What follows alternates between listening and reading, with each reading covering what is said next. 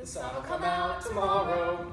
There lived in Westphalia, in the castle of the Baron of Thunder Tentronck, a young man on whom nature had bestowed a great simplicity of heart. And I think that it is for this reason they called him Candide. The Baron's daughter, Cunigond, was a beautiful young girl. Candide's tutor, Pangloss, was the oracle of the household, and he proved admirably that there cannot possibly be an effect without a cause. And this is the best of all possible worlds. One day, as Cunigond was returning to the castle, she met Candide and blushed.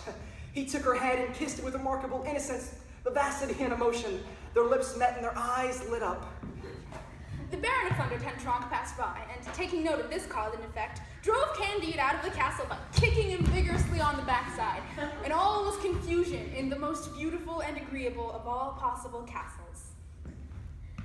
Optimism, the doctrine, especially as set forth by Leibniz, that this world is the best of all possible worlds. We think that's bullshit, and so is Voltaire. Candide was written to make fun of this idea that all things, even genocide, war, and disease, are for good. In the best of all possible worlds, everything seems to go wrong. In Candide, or Optimism, by Voltaire. Candide, ejected from his earthly paradise, wandered for a long time without knowing where he was going. He was penniless, famished, and exhausted. At the door of a tavern, he paused forlornly. He took note of two men dressed in blue and approached them. Gentlemen, I am penniless, famished, and exhausted, and you seem rich and kind enough. Can you help me? And that's how Candide joined the army. Within 3 weeks, my new liege, the king of the Bulgars, went to war with the king of the Abers. The sun will come out tomorrow. Nothing could have been so fine, so brisk, so brilliant, so well-drilled as the two armies. Total casualties might well have removed from the best of all possible worlds 30,000 rascals who were cluttering up its surface. Candide, who was trembling like a philosopher, hid himself as best he could while this heroic butchery was going on. While the two kings in their respective camps celebrated victory, Candide reasoned to do his cause and effect reasoning somewhere else. I ran away from the field of war as fast as I could, carrying a little food in my knapsack and never ceasing to dream of Miss Cunigond. His supplies gave out when he reached Holland, but having heard that everyone in that country is rich and a Christian, he felt confident of being treated well. A young man named Jacques, an Anabaptist, found Candide collapsed on the side of the road and took him home with him. Jacques gave him bread, beer, and a job in his Persian rug factory. In an ecstasy of gratitude, Candide cried out, "Oh, Master Pangloss was right indeed when he said that all things are for the best." The sun will come out tomorrow. The next day, while taking a stroll about the town, he met a beggar, and touched by compassion, Candide gave him 2 florins. The phantom fell on his neck and cried out, "Alas, don't you recognize your dear Pangloss anymore?" "You, my dear master, you in this horrible condition? What happened to you? What happened to the greatest of all possible castles? What happened to Mrs. Cunigond?" "Oh, dead." "Cunigond? Dead? Oh, best of all worlds, what's become of you now?" And so Pangloss proceeded to tell how the castle had been destroyed and how Cunigond was disemboweled by Bulgar soldiers. Why would such a thing happen? Alas, it was only love, the soul of all sensitive beings, gentle love. But isn't the devil at the root of the whole thing? Not at all. If Columbus hadn't spread this whole sickness, we would have neither chocolate nor scarlet dye. All things, whether or not they seem bad, are for the good. You know what? That makes sense. I knew you'd understand. The sun will come out tomorrow. They decided that it was time to go on an adventure. So, thus saying, they decided to go to Paraguay. No, not Paraguay. They decided to go to Lisbon. Lisbon, on business. After 2 months being obliged to go to Lisbon on business, Jacques decided to take his 2 philosophers on the boat with him.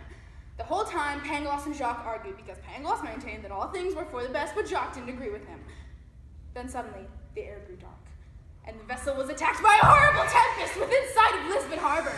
The mast snapped, the vessel opened at the very seams. Everyone who could work stirred. One sailor lurched so violently that he fell headfirst over the side of the boat. Jacques ran to his aid and helped him get back on board, but in the process was himself thrown into the sea. Candide rushed to the rail to see his benefactor rise for a moment to the surface and then sink forever. Everyone perished except for our 2 philosophers. The sun will come out. But scarcely had they set foot in the town when the authorities came and tied them up. You see, 3 days ago, 3/4 of the city of Lisbon had been destroyed by an earthquake, and the learned men of the land could find no better way to atone to God and appease him than by putting on a fine auto de fe, a public ceremony of repentance and humiliation.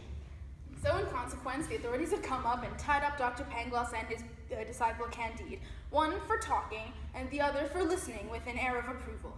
After 8 days, they were marched in a procession. Candide was flogged and Pangloss was hanged.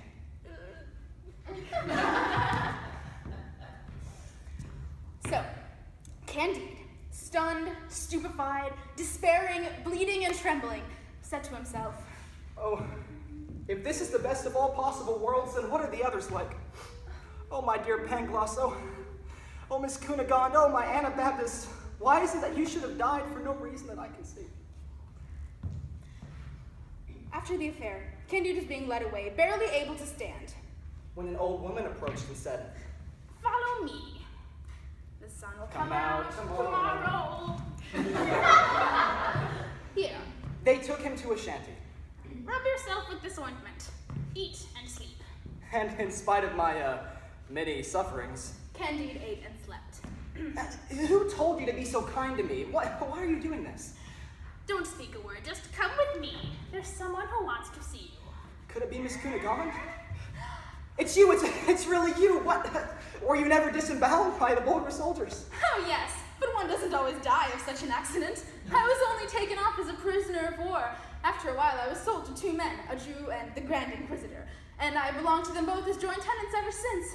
Seeing you then redoubled the torments that were already overwhelming me, and I asked my old woman to look after you and bring you here as soon as she could. And now I finally get to see you again.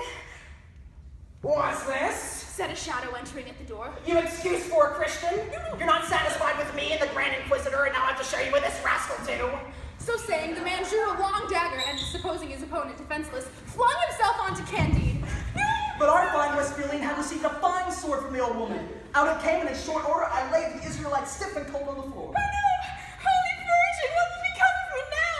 A man killed in my house. If the police find out, we're done for. Just then, for the second time, the door opened, and they both realized simultaneously it was 1 o'clock. A Sunday morning. This day she belonged to the Grand Inquisitor. In he came and found Candide, sword in hand, corpse on the floor, and Cunegonde in terror. I've already killed once, why hesitate? It was a quick, clear chain of reasoning. And without giving him time to recover from his surprise, I ran inward. No, you've done it again! There's no hope for us now! My lady, when a man is in love, jealous, and just whipped by the Spanish Inquisition, he can no longer be expected to be himself.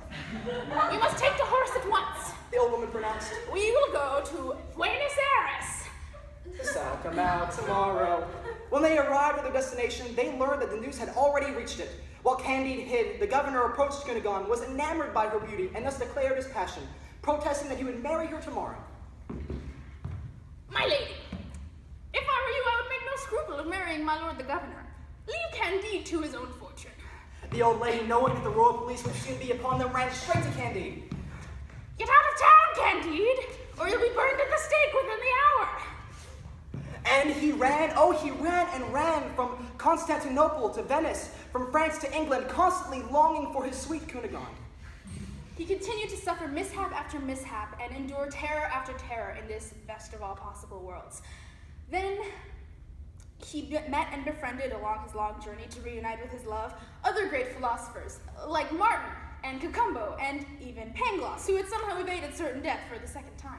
It's been years, no, decades, since he's last seen Cunegonde. But now, once again, and for the final time, they are about to unite. Martin, Cacumbo, Candide, and Pangloss were all on the boat together, heading to Turkey. They were recalling their stories when their galley landed on the shores of Turkey, and the first sight to greet their eyes was Cunegonde and the old woman, who were hanging up towels on lines to dry. But Candide, seeing his lover Cunegonde with her skin weathered and breast fallen, recoiled in horror, and then advanced only out of politeness. I reminded Candide of his promises to marry me in so firm a tone that he could not dare refuse me. She asked me in so firm a tone that I could not dare refuse her. Now there's a little unoccupied farm in the neighborhood, and the old woman suggested that Candide occupy it until some better fate should befall the group. While they were walking, they saw an old man working in his farm, and he seemed as content as all the rich nobles. The Professor Martin said, "I dare say that man working seems as happy as the happiest we've ever seen. Let's work without speculating. I think it might be the only way of rendering life bearable." And so the whole group entered into this laudable scheme. Each one worked his very hardest, and they began to care less and less about rationalizing the fate of the rest of the world. And the little plot yielded fine crops. Pangloss sometimes used to say to Candide, All events are linked together in this world, which is the best of all worlds. After all, if you hadn't been kicked out of your castle and hadn't been whipped and shipwrecked, Well, you wouldn't be sitting here eating candied pistachios and talking to me. "That is very well put, said Candide. but we must cultivate our garden."